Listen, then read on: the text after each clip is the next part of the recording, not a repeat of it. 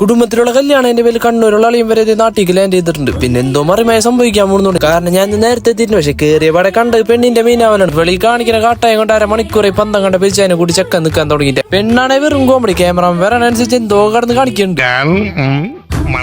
ഞാൻ ക്യാമറാമാനെ കൂടുതൽ വീഡിയോ ചേട്ടൻ്റെ ഉണ്ട്. കാരണം 1 മണിക്കൂറായി ഇപ്പൊ നിൽക്കാൻ തുടങ്ങിയിട്ട് ഫുൾ വീഡിയോ. അൽഹംദുലില്ലാ അങ്ങനെ കുറെ നേരത്തെ കാത്തിരിപ്പിന് ശേഷം പെണ്ണ് സ്റ്റേജിലേക്ക് എത്തിയിട്ടുണ്ട്. ചെക്കനും ഹാപ്പി ആയിട്ടാണ് ഞങ്ങളും ഹാപ്പി ആയിട്ടുണ്ട്. ഇവിടുത്തെ പരിപാടി കഴിഞ്ഞതിന്റെ പേരിൽ നമുക്ക് വന്ന മെയിൻ പരിപാടിക്കോ ഫുഡ് കഴിക്കലേ. ക്യാമറ കണ്ടപാടേ ചെക്കനിക്കില്ലാത്തതാണോ ഈ അളി. എനിക്ക് ക്യാമറ ഉണ്ടോ എന്റെ പേരിൽ അരക്കയില് ചോറ്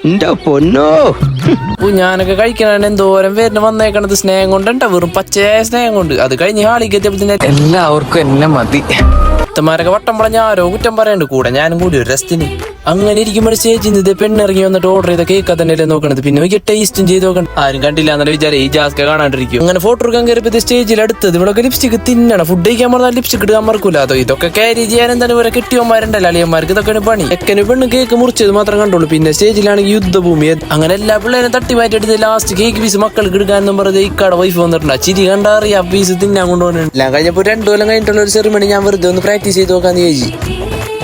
അധികം പ്രാക്ടീസ് ചെയ്ത് എന്റെ മമ്മി എന്നെ ഓടിക്കും. അപ്പൊ ഓക്കെ ബൈ.